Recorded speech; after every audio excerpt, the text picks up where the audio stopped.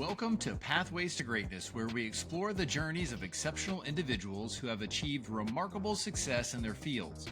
Whether you're an aspiring athlete, a business leader, or simply someone striving to reach your full potential, this podcast is your guide to unlocking the greatness within you. Join us as we dive into inspiring stories, practical strategies, and the mindset shifts that can transform your path to greatness. Let's embark on this journey together. Hey, welcome back to Pathways to Greatness podcast. I'm your host, Jeff Forster, and I got to say, we will carry on regardless of technical difficulties. Riverside has been particularly finicky lately, so I wanted to have another conversation with Eric Mitchell because he's got a book coming out August, the beginning part of August. So we'll have all the information in the show notes. But we got ready to get started on Riverside, and it was just giving me hassles. And I had a whole nother episode that went kind of sideways because of the technical difficulties. Not sideways in a bad way, but it was just crazy. So I'm going to have to ask for technical help to get that straightened out. So I had to switch over to Zoom. I've just given you far more than you probably wanted to know or even needed to know. But here we are. And Eric and I had a fantastic conversation, not only catching up about some of the things that have been going on in his life since we last spoke, but also really good conversation around the tsunami effect, what it means, and some real practical things of how you can get started today, not waiting till tomorrow, but you can start today in managing the tsunami effect in your own life with positive habits. So ladies and gentlemen, Coach Eric Mitchell.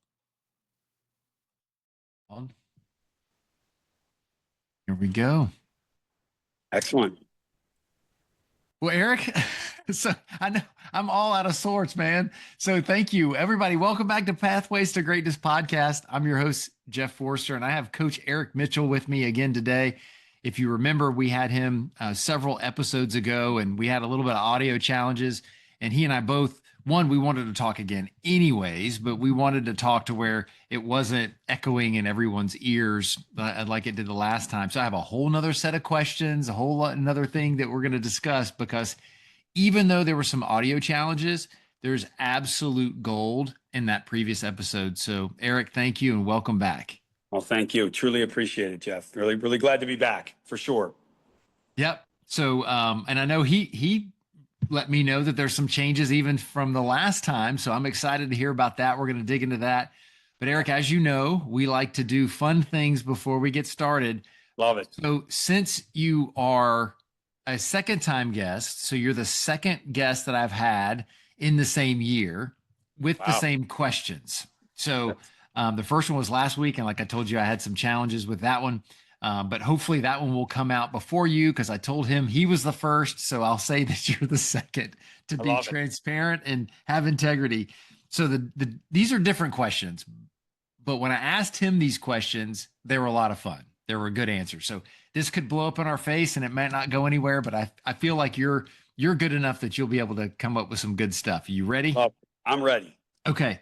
What is one silly OCD thing that you have? Okay, so I have a couple, but the one that is coaches can relate to this. I cannot stand it when ladders in a facility, so the ladders that people run through and do agility work on, are twisted up and all messed up because coaches don't take the time to unravel them. They just throw them away. So anytime, it doesn't matter, Jeff, where I go. I go all over the country for Parisi Speed School. If the ladders are messed up, I literally cannot coach a training session until those ladders are fixed. And I tell all the coaches, you have to fix these. You have to unravel them, because you know how they get all twisted and they get all crazy. And I just think I can't have it. I can't have it. So I literally will spend my time unwrapping and doing all that. Or I'll tell them beforehand, it has to be straight. That the mesh has to be undone, and it drives me up a wall when I don't have it. So that's one example of something from a coaching perspective that drives me absolutely crazy. And funny that you're asking me that, because I finally realized I do have this OCD, and that it's not just one. There's several little kind of quirks that I've got when it comes to training and everything like that. So, but that's a real big one. And all my coaches who've worked with me, they're like, "Oh yeah, Coach Eric doesn't like that." So I'd say that's one really big one for me. All right. It's never a dull moment. I tell you, this week has been a challenge, but we're getting through it. It's the devil's trying to get after us to block this conversation, but he's not going Certainly to do it. is. He comes through often with that talk and recording this. Um, but I can appreciate that because that's attention to detail. Yeah. Little things matter. And one of the things that my coach, my son's football coach had last year is everything impacts everything. And Sure. if you ignore that little thing, then that little thing can become something else that's a big thing. And just like I saw a post on Instagram just the other day, is that if you leave Singapore on your way to New York City, 1 degree off course, by the time you get here, I think it's like you'll be 200 miles off course. So people may roll their eyes. They may think that that's crazy, but it's also, it says something about your coaching, your attention to detail. Great. And I grew up, so along those same lines it's funny. So my dad, we had a retail business, or he had a retail business growing up. And so he was particular about the cash drawer.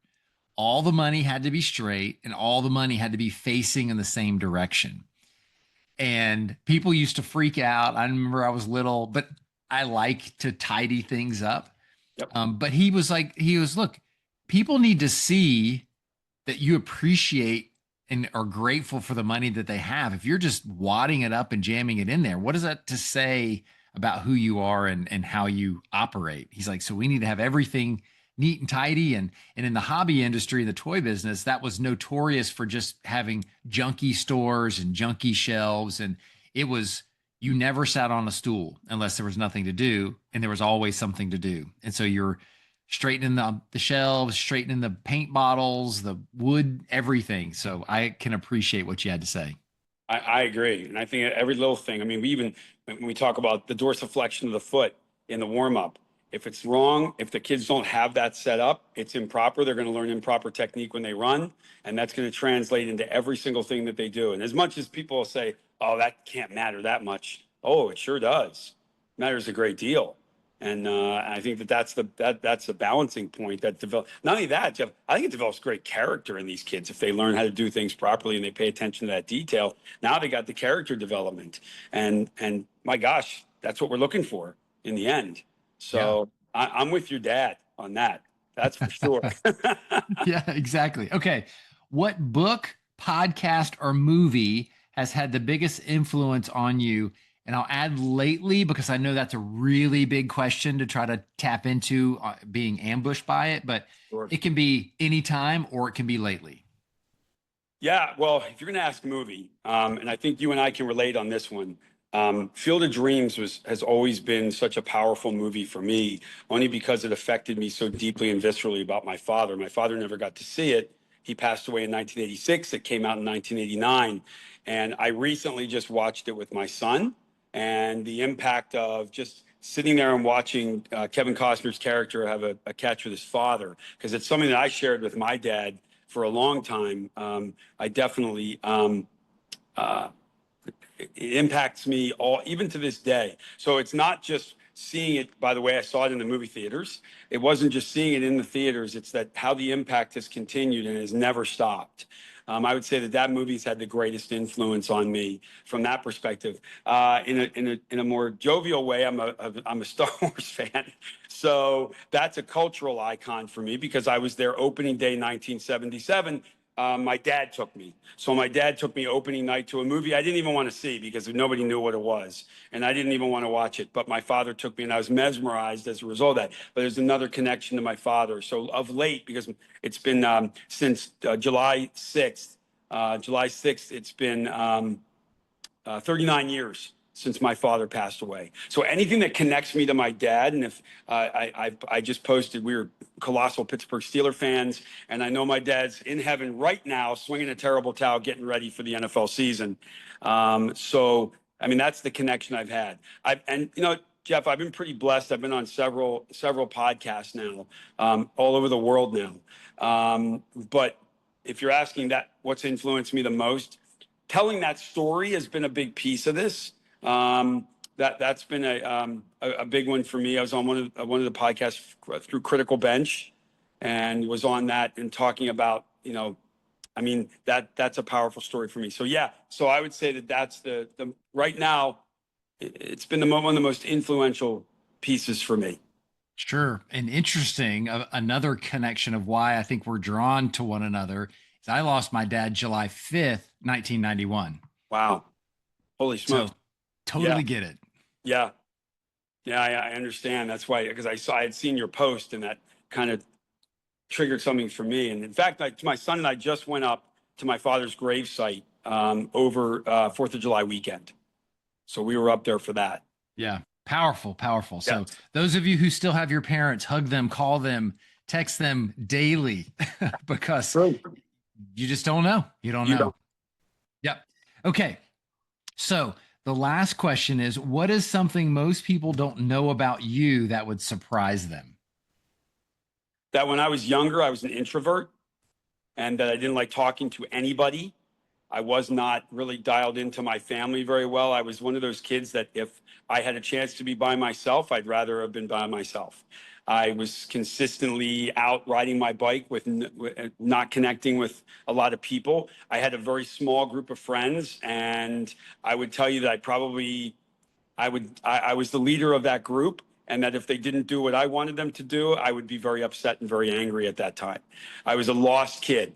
But that people, they'll say to me, there's no way that you absolutely were an introvert and you didn't really like to deal with people. But I was a lost soul back then, and it felt better to be by myself. Product of a child of alcoholic father. So that was where it was easier for me to withdraw from other people. And maybe at one time in my early 20s, I super compensated then, Jeff. And then finally, when I kind of, like I said, spiritually found myself very recently, finding God really changed my life. But then also then reflecting on myself, realizing, hey, you know what? You really do need people in your life to make life better. And that's, yeah. So people would, if you ask anybody, would say, yeah, there's no way. Now, people that knew me back then, they'd be like, oh, yeah, that's the way he was. Yeah. So, Yeah. Yeah, and I get that as well because I would say I'm still that person that if there's a party, I'm fine standing in the corner yep. and whoever wants to come talk to me, great, and whoever doesn't, I'm fine and Sure. whenever I can get out. But the same thing, they're like, "Well, you have a podcast, you put stuff on Instagram, two totally different things than Sure. actually starting conversations." And I've Sure. been in sales my whole career as well. But I think with, around the introvert, I'm interested to hear your feedback on this is that I find also as an introvert is that I need alone time to recharge where some people need people Right. and like go to Universal or go to Disney to get reinvigorated. I need the opposite. Even if I still don't like doing big crowds, but I need me time. And when I don't get much me time, I start to feel it. What about you?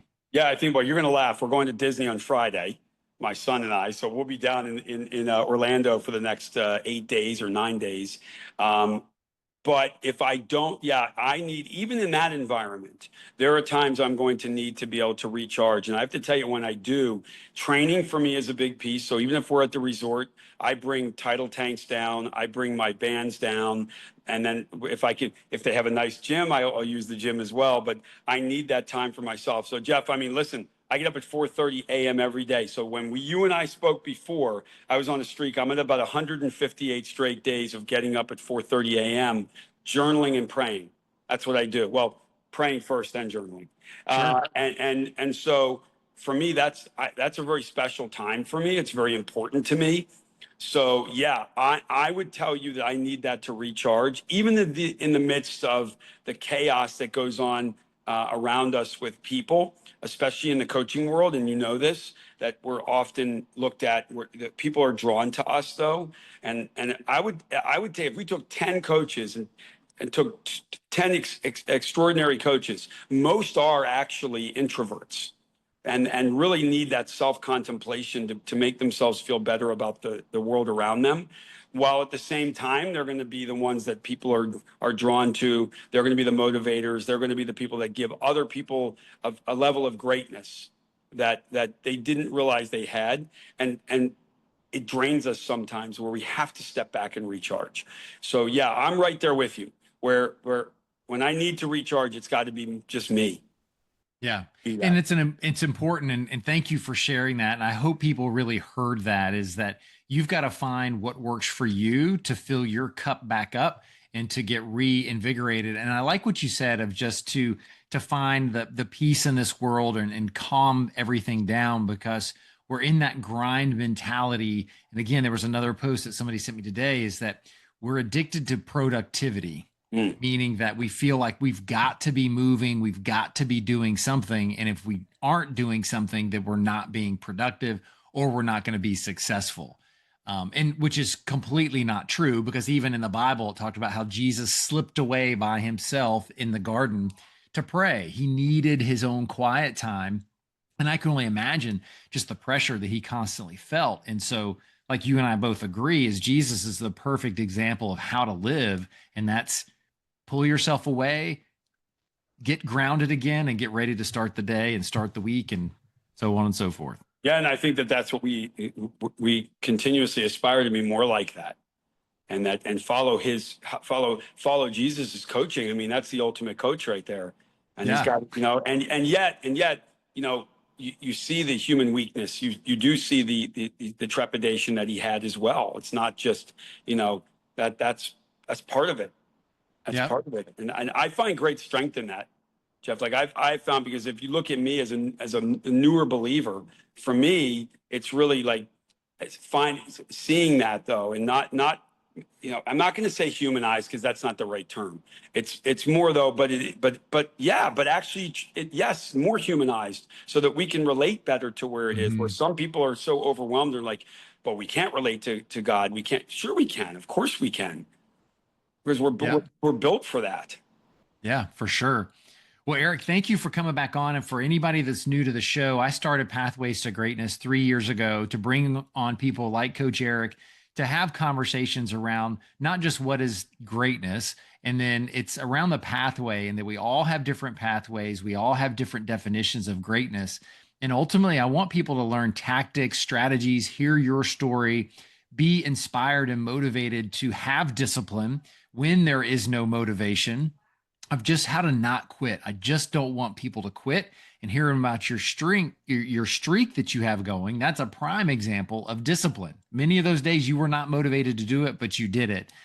So, with all that being said, I know you shared your definition prior, but what would you say your definition of greatness is? Yeah, I think greatness really is tapped into how do you lead others, and how do you not just lead others, but how do you create others that lead others? So that may have actually changed a little bit my definition of it, as I've kind of formulated where I am with greatness now. A lot of times people are equating greatness with, you know, what are you displaying? What are your accomplishments? What are the things that you've done that others perceive as great? I don't really look at it like that anymore. I'm looking at it as, can I build a network of people that, number one, believe in themselves, and number two, can serve others. Everything that I've done leading up now has been about service. When before, Jeff, I think there were a lot of times my ego was, I was serving me.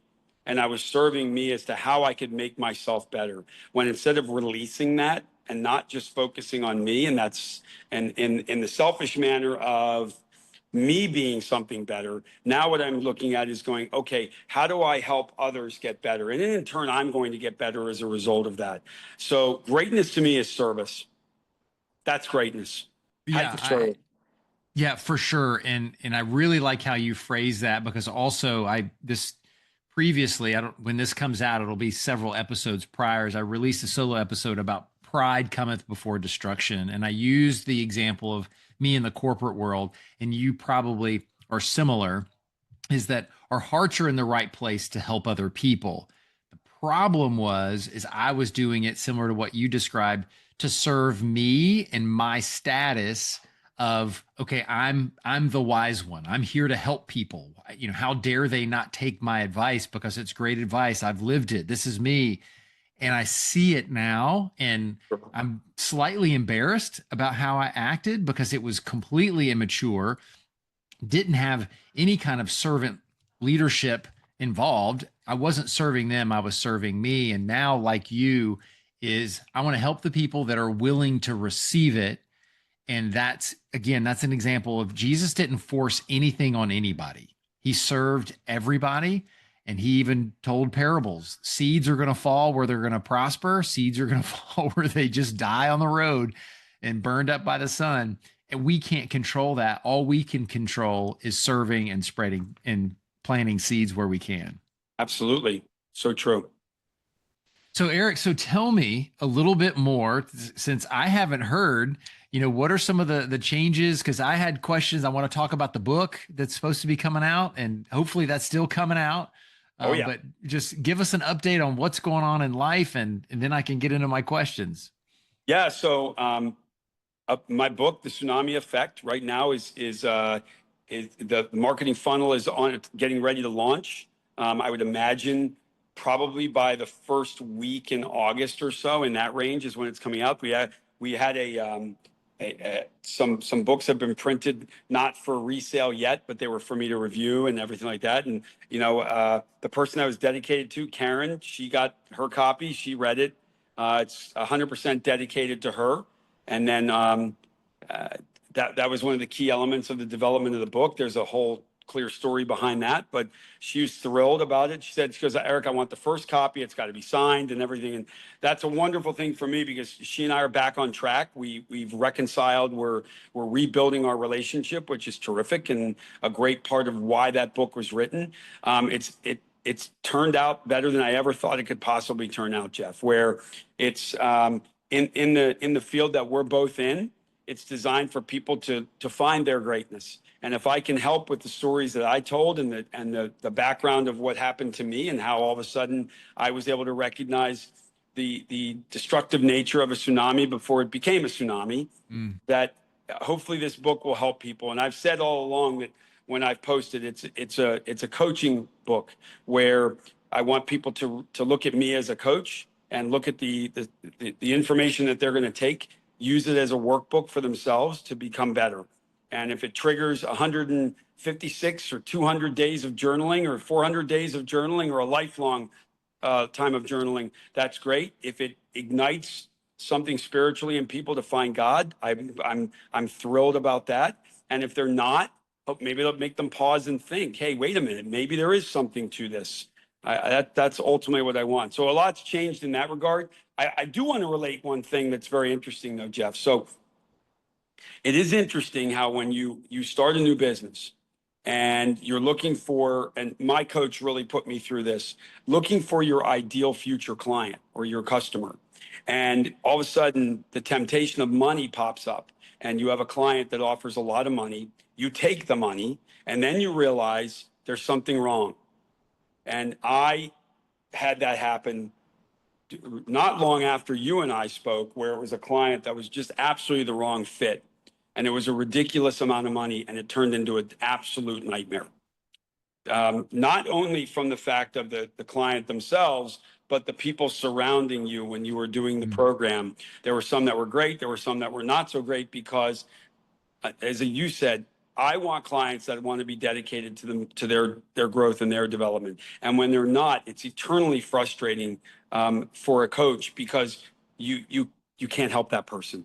But then you realize, okay, they don't want your help.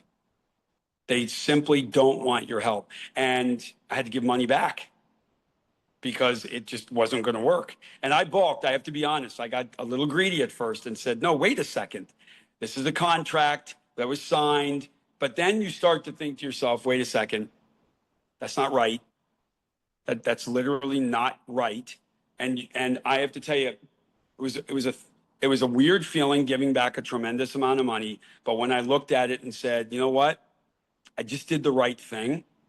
And even looking at the business account now and seeing that it's not where I want, like, you look at it, you're like, it's missing a lot of money. But I looked at it and went, that's the greatest thing that happened. That's the greatest thing that happened, because what it did was, now I look at it and go, okay, now I know where I don't want to be involved. And it was going kind of morally against where I was. So that's the interesting part of where my journey's been in the short period of time between you and I talking the first time. That's amazing. And that's a great lesson for all of us is you have to know your values. You have to know what you stand on So that way, when those moments and you're challenged, are you going to go right or are you going to go left? You know which way you're supposed to go. And it's an easier decision because then it's like, no, I've aligned myself with integrity. I've aligned myself with doing the right thing. So, what is the right thing? It's to part ways. And yes, legally, you could have kept the money. Yeah. But in the long run, it was easier just to let it go because you probably also knew is if you kept the money, you're keeping that person attached to you Yep. Absolutely. indefinitely because they're probably never going to leave you alone until they got that money back or just ruined everything about it. So it was worth it to cut that loose and Agreed. go on the other way. Agreed. Yeah, no, that's awesome. So are you still doing, I know it was, tsunami coaching, Yeah. business coaching. Are you still doing that as well as the Parisi stuff? I am. So as the tsunami effect grows and grows, the goal would be eventually it gets to the point where there's going to have to be a shift in the way I do things. I do enjoy a great deal of coaching coaches. So from the Parisi perspective, I would love the idea behind continuing to do that.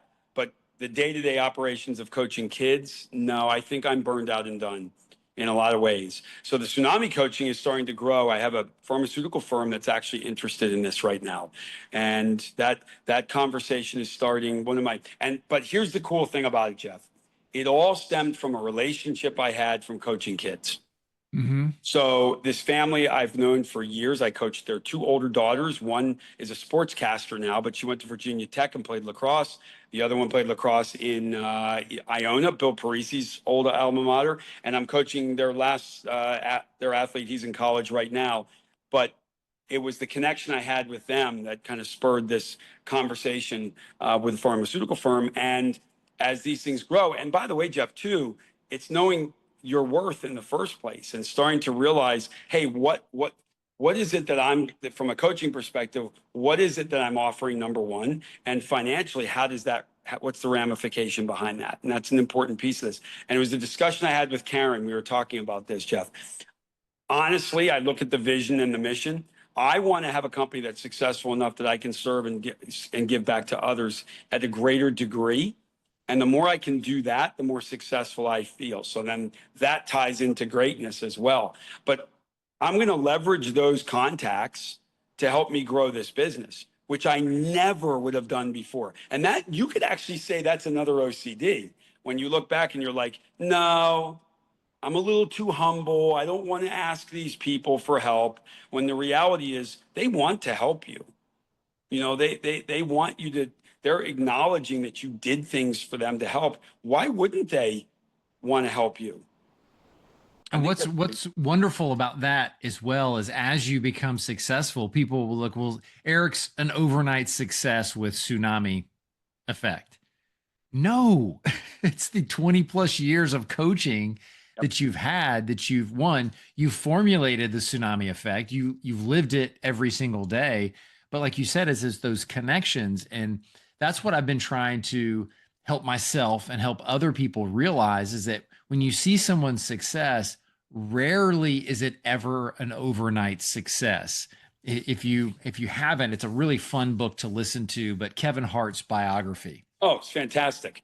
And it's one of those, he's like, I'm not an overnight success, but everybody thought I was. He was like, it was 20 years of not almost losing my apartment because I had no money, having the power turned off, and one thing happened, and then all of a sudden he started to grow and prosper, and then he was able to nurture that success and build it into other things. But nobody sees him selling shoes prior to, and that's the thing is nobody saw you working with young people on their dorsiflexion and trying to get the little nuances together. But through that impact, it built into something else. Very true.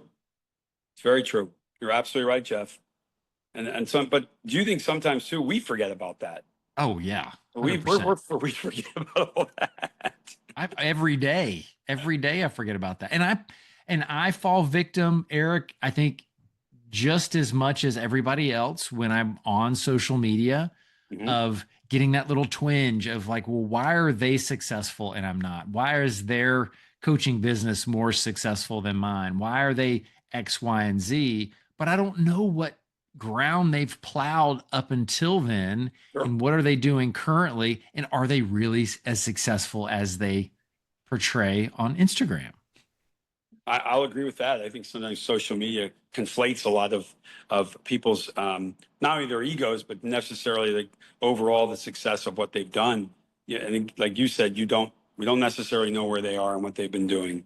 Here's what I'll tell you: you're consistently doing what you do, and that's for goodness. And if I'm consistently doing what I'm doing, if I can influence one person and make them feel better, I believe I've done a great portion of the job. Now, I mean, obviously, we want to be financially successful, and I really believe that that's a piece of so we can give back more.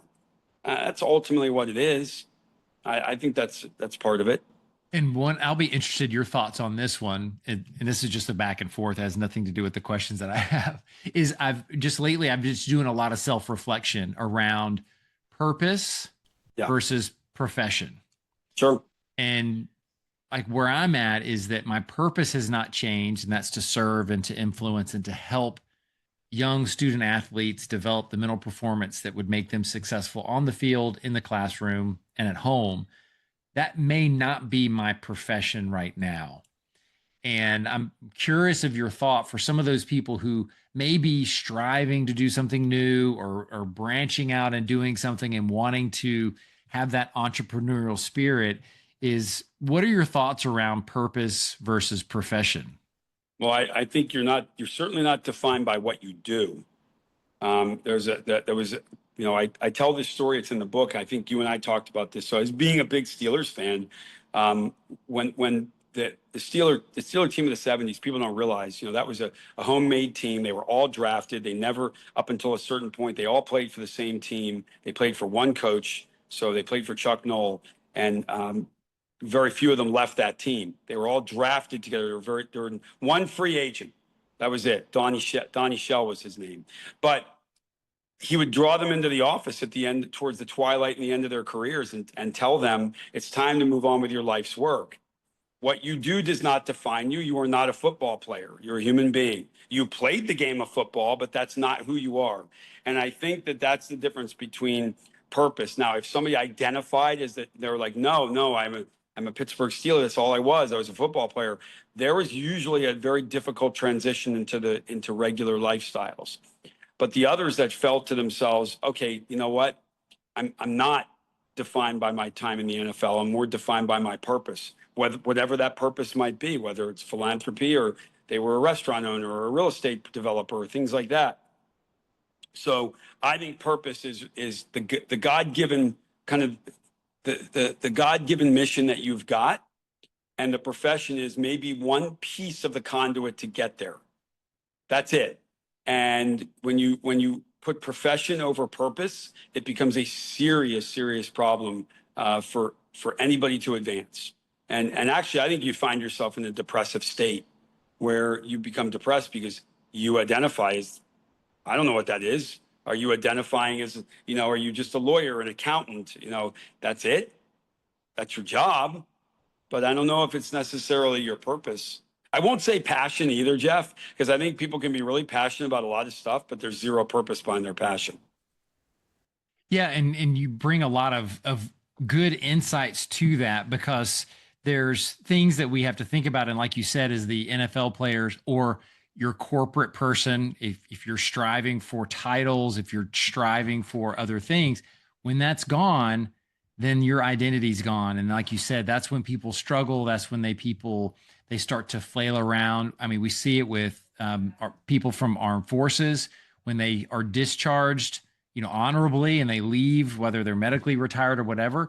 They're lost, not only because they don't have their teammates around them, that was who they were and what they did. And honestly, I think so many corporations want you to feel that way. So then you're indebted to them because they're like, well, he could never leave because that's just who he is and it's what he's always done. Sure. And I'll challenge anybody is if you think about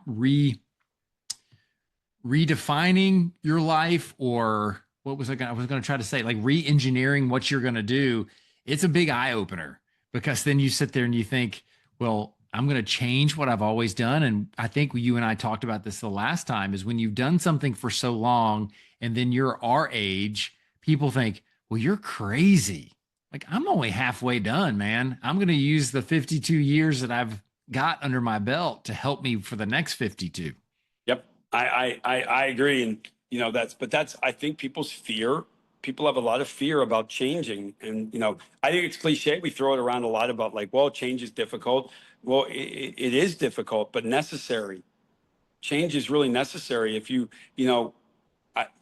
again, I keep going back to this. It's something that Karen has always said to me. She said, God gave you a gift the gift has to be used. Like you're not just a performance coach.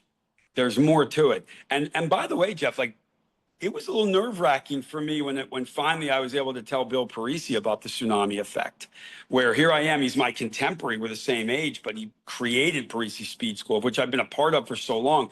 Here I'm telling one of my mentors, basically saying, hey, look, there's more. Like I want to do more.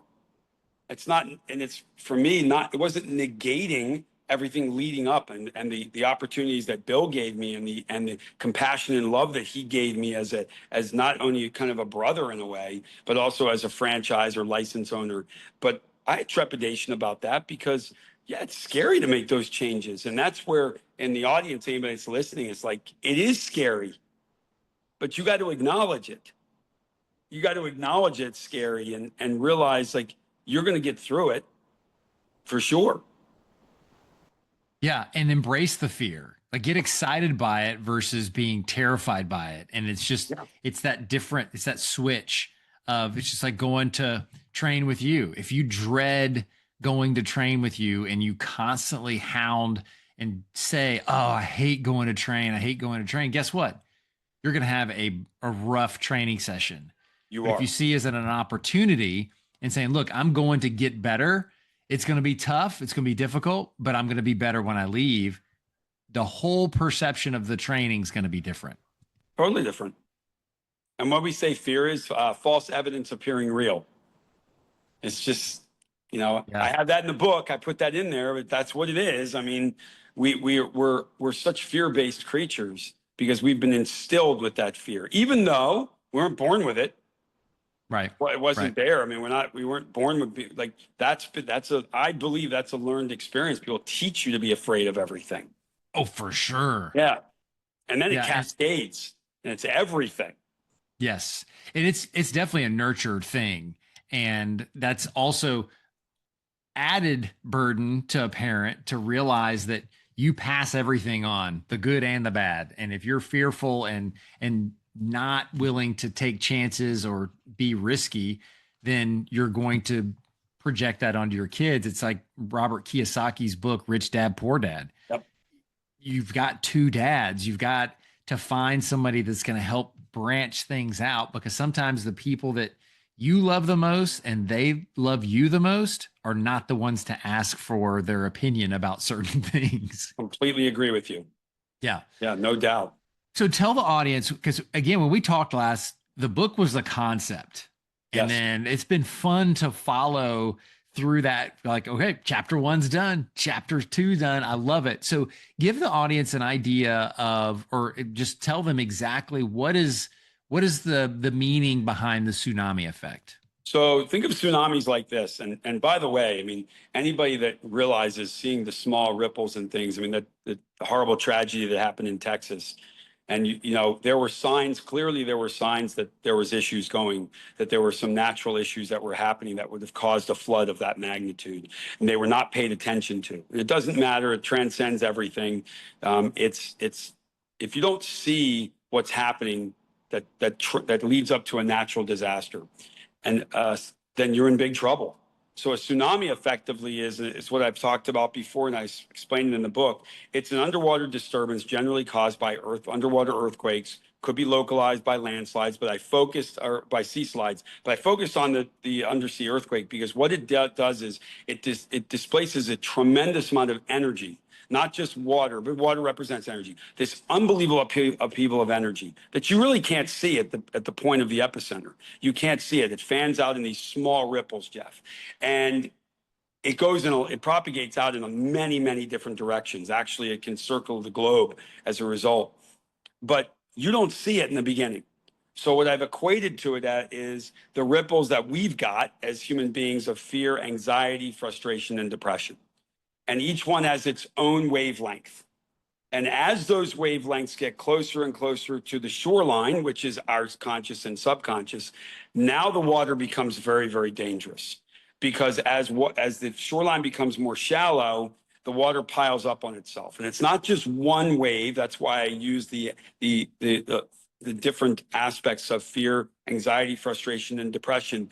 It's a wave train where you have one, you've got that fear, that rolls ashore as a massive tsunami, tremendous amounts of destruction. And then what it does is it withdraws and pulls all that debris with it. And then the second wave hits. And the second wave, usually the second and third waves are far more destructive because they're carrying this tremendous amount of debris. And that's the debris of our conscious and subconscious mind.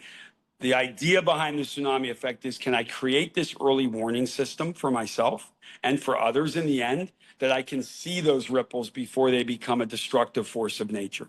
And if you're like me, I went through a tsunami. How do you build these? And I think it's a powerful historical word, a citadel. How do you build citadels around yourself to protect your conscious and subconscious mind, even when a tsunami hits? So that's the genesis of this book. And it went actually very quickly. My editors were surprised at the speed that I was able to do this, because I have such great passion for what I was trying to express. And it's a workbook that makes you dive deep. I relate this. I had an athlete I wanted to test out some of the questions on, and he said, "This is too much for me. I can't do this." But it was almost like, because he was afraid. And he was really afraid to dive into it and realize, yeah, I guess I really should be looking at these things. And by the way, I would never have anybody do something I wouldn't have done myself. So while I'm doing this, I'm doing the workbook. And so that's really the power behind this. And also, Jeff, it's okay to be vulnerable. It's okay that you do have these ripples and that you didn't see them. It's all right. But if you don't recognize them at all, it's going to, and I said this, your health is going to deteriorate, your relationships crash, and then your career is affected. And career is third, because the other two are the most important ones. And when people talk about relationships, I'm talking about your family, your romantic relationships, your relationship with God. All those relationships become dangerously unpredictable. So that's the tsunami effect, where how do I see what's happening? And when I don't see it, how do I make sure that I protect myself from it? Yeah, and it goes back to what we talked about at the beginning, is just if you're 1 degree off, or just like if you have that underwater disturbance, over time that is going to spread, and next thing you know is the beach is covered. And you go, well, wait a minute, I never saw it coming. But in reality, in so many parts of our life, just like you had so well said, is we choose to ignore the signs. And I like that you used the example of your athlete that said, I can't do it, it's too much. How often do we lie to ourselves to make ourselves feel better because we say it's too much, when in reality, like you said, is, why don't you just say, I'm afraid to do the work? Like, how you would have completely respected that response of going, I get it. Then you could follow it up. Well, what scares you the most? And then you can start to uncover, well, now whether or not he would have done the work, who knows, but you would have been able to help him. But we're like, well, it's just too much. It's just too much. And well, here's that big piece of it. And yeah, and in the end, it's that what is it? The saying, paralysis by analysis. We get so mired in the what ifs. We get so mired in, and people don't want to start anything for fear of starting it. And by the way, I'm sure both you and I could relate to that, where you're sitting there thinking to yourself, well, should I be doing this? Should I really do this? But that's what you, that I've come to the conclusion now. It's okay for me to be afraid. I can be vulnerable and admit that. 5 years ago, no, I wouldn't have admitted that. No, there's no doubt about that. But my relationships changed. And when that happened, where my relationships with God changed, opening up my heart, with Karen, it changed. These dramatic shifts in your relationships where you learn to trust people while you're in your own vulnerability. And I'm enjoying this ride. I can tell you that. It's so much better. I was just thinking through it and during my prayer time this morning of I just, I love this life better with the alignment that I have now with God first. Again, we use Jesus as the example. Is he's on the cross, he cries out to God. He's like, is there any other way? Doesn't mean that he's not going to do it, but that just showed that back to your term is that humanizing approach to even the perfect son of God was like, is there another way? I know that there's not. And so to your point, Eric, and I want the audience to pay attention to what he said is he said it's okay to be afraid. It's okay to even admit that you're afraid. Yeah. Just don't stop. Right. As long as you're not going to physically harm yourself or someone else. And I would say 99% of the time, the things that we're afraid of, there is no physical harm involved. There's Correct. no financial destruction that's there. It's usually just how will other people see me if I don't be success, or if I'm not successful, or if I don't do the things that I need to do. Just do it. Just say, look, I'm scared to do it, but let's do it anyways. And imagine the ripple, the tsunami that you can create with the people around you when they know that you're afraid, but he did it anyways. Well, that's the thing. You can create, tsunami's there's a destructive example behind it, but you can create a tsunami of goodness as well. And it's where you can now that ripple effect now goes in a positive manner. And I think it goes, so as a coach, when you kind of you propagate out what you do as a coach, that ripple effect can be very, very productive as well. It's that, can you recognize that part of it too, Jeff, where all of a sudden you could recognize that there's a lot of goodness, even in, there's some goodness in the power behind the tsunami in terms of this situation, not obviously the literal tsunami. I mean, you certainly wouldn't want one crashing ashore in the first place where Right. you live. But Yeah. but nevertheless, I think that there's life lessons to be learned with that. As one piece of this, I always tell people though, in the book, it's always mentioned that, if someone has a serious mental health crisis, they need to seek a professional. And that's one of the key things, because we have such a crisis in this country of a mental health crisis in this country right now. And so making sure that people realize, hey, you may need some help, whether that be going to your pastor, going to a psychologist, going to a psychiatrist. You got to seek somebody out to help you. Beyond, us coaches were great, but there's limits. There's limits. Yeah. We can help you move forward. We can't help you deal with the past. That's so true. That's a great statement. Oh my God. Yeah. So, when I talk to clients, especially the young people, I was like, I'm not a therapist. I'm not a counselor. Right. I'm not one. I can't help you deal with all the things that you've gone through in your life. And you need someone that knows how to help you do that. Sure. But today and moving forward, I'm your guy. I can help Yes. you with that for sure. So, Absolutely. and you need the two, one to help you deal with some of those things and one to help you move forward. Agreed. So, Eric, one of the things that I wanted to ask is you talked about tsunami effect. We've talked about the power and the destructive nature that unrecognized energy can be. So I'm curious, when you start someone on a path of changing things, what's a simple tactic that an audience member can start to apply with their lives today? Yeah, I think that one of the biggest ones is the ability to pause, reflect, and then reset. So pausing on this, when I pause after all the emotional turmoil that you've got, take a second to take a breath and pause before you make any movements.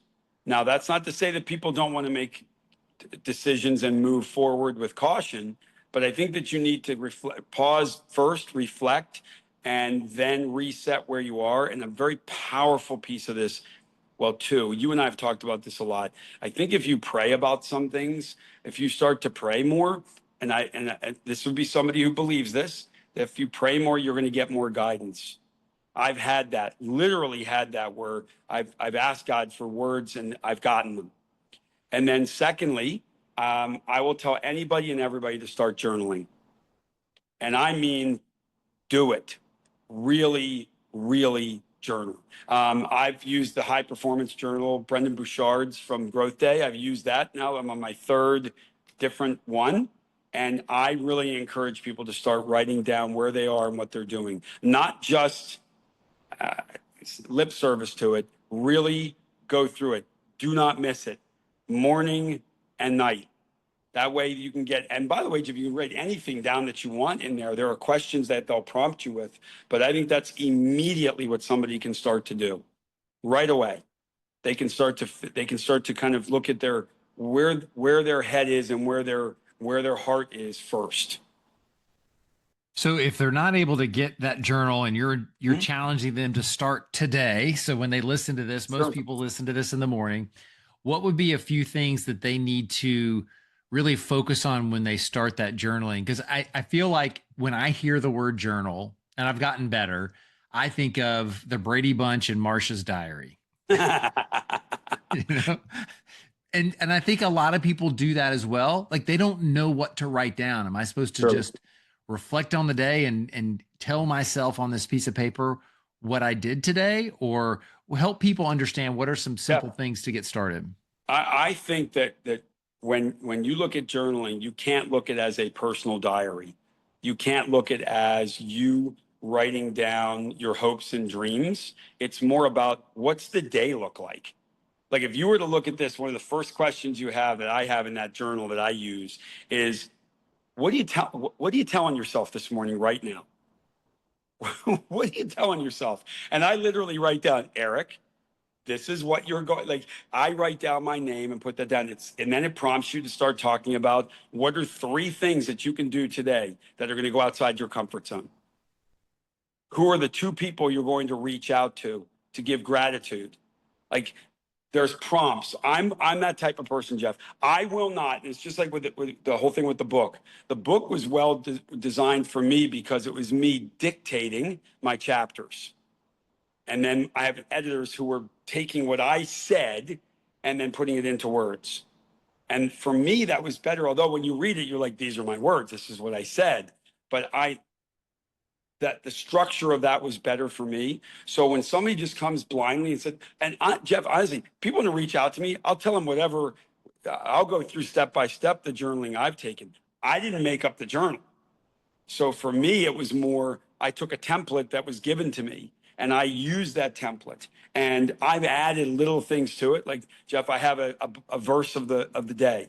And I have a word of the day. Now, I didn't get I have a very good friend who's at the Parisi Speed School in Houston, Texas.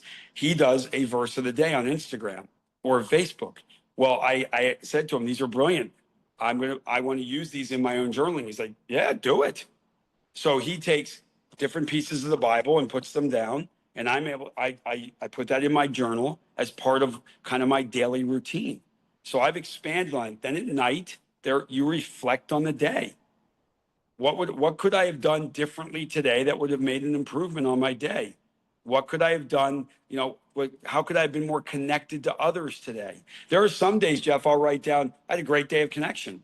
So there's not much to put down. Then there was other days where I need to work a little bit differently. And at the end of the week, you have a weekly assessment, and the beginning of a month, you have a monthly assessment that you go through, and you're prompted to do everything. I would be like you, Jeff. If I sat down with a blank sheet of paper, I'd be like, I'm not going to journal. I'm not doing a diary. I wasn't going to do it. But this, oh yeah, this is a different form of discipline for me by using this template. And what's great about it when you were talking, because I've dabbled in journaling, I've not been consistent with it. And it's and it just left me. Oh, it gives you time to pause, like we talked about, is that morning and that night, that's forcing you to just sit in your thoughts and write something down, and how to create a habit to do that. And I was talking to my brother, and he's recently, I think for going on a year now, he journals in the morning, but he loves his morning coffee just like I do. So what he does now is he combines the two. Where before he would answer emails, he would do all that while he's drinking coffee. Now he leaves the house, he goes to Starbucks, gets a cup of coffee, and then spends that time drinking that cup of coffee, journaling. And when he's done with his coffee, he's done with his journaling, and then off he goes. Right. And so that would be something I would recommend others to consider, is stack things when you're trying to start something new. Stack something with something that you enjoy, so it's not truly a burden. And then you feel like, because you watch Instagram and some of these guys are like, what, you have a 4-hour morning routine. It's like, how do you get anything done in the day? But if you do what Eric had shared, is go through, have prompts that can ask you questions. And if you don't want to buy the journal, I'm thinking you could probably ask ChatGPT, is give me a list of 5 questions that I should ask myself in the morning to journal, and in the evening to journal. And I guarantee you it'll come up with some great ones. Now ChatGPT will even create the PDF form for you, and you just print it and go to town. True. So there's no excuse. I'm talking to myself too, Eric. So that's okay. I hear you. Well, man, I want to be very respectful of your time. Like always, I enjoy our conversations, and I could go forever. I know. But I would love to find out, what are some parting words that you have for the audience today? Yeah, I would tell you this: have faith. Not just if we're talking about have faith in where you are with your faith. Have faith in you. Have faith in the others around you. Surround yourself with the people that are genuinely here to help you. And then in turn, you're going to be able to help them in a lot of different ways as well. So it goes back to that when you were talking about greatness and leadership, is that this is a society that is craving great leadership right now. It's a society that needs greatness. It's a society that is severely lacking in faith. And if you can kind of be a beacon of hope, be a beacon of that passion and compassion for people, I really believe that we can take our missions a lot further than we ever thought possible, Jeff. And that's ultimately what it is. Don't just say you're passionate about something. Live something that you really truly believe in, and have faith in it. And if you're a religious person, like I've very recently become, I would tell you that I'm a better person as a result of it. I feel more grounded. I've become a better father. I'm certainly a better partner to Karen. I'm certainly a better advocate for the people that I want to help. So I would tell people, get out, be honest with yourself about what you really want to do, not just what you're passionate about. So I can be passionate about peanut butter and jelly. I don't want to be peanut butter and jelly. But just live to be a better person. That's what I would love it. I love it. Now, how can people find and follow you? And then also, where can they find the book once it comes out? Yeah. So the easiest way right now to follow me, and it's so funny we were talking about this, I literally have just gotten, the website is getting set to be released. It's also I'm going to have a landing page for the book, Tsunami Effect, that'll be coming out. I will actually share everything with you, Jeff, when that all comes to fruition. That's sooner than later. Instagram is absolutely the easiest way for someone to connect with me, at Coach Eric Mitchell. And they can contact me if somebody looks me up on Facebook. Same thing. It's Eric Mitchell. When I have all the information about what the book launch is, and it is literally going to be a launch of the book, and then I'll share all that information with you. I am an open book. Anybody that wants to contact me can contact me, and we can absolutely have the conversations. That's awesome. Well, man, I appreciate you so much. Thank you for coming back on here, and even enduring the technical difficulties we had to get this started, but we got it done. We found a way. We found a way. We did. Well, man, I appreciate you. Hang on one second. But ladies and gentlemen, Eric Mitchell. Thanks for joining us on the Pathways to Greatness podcast. We hope that today's conversation inspired you to take steps towards your own greatness. Remember, every journey starts with a single step. If you enjoyed this episode, Please subscribe, leave a review, and share it with someone who might benefit. Actually, share it with 3 people that you might think it might benefit. Until next time, keep pursuing your passions and carving your own path to greatness. Take care.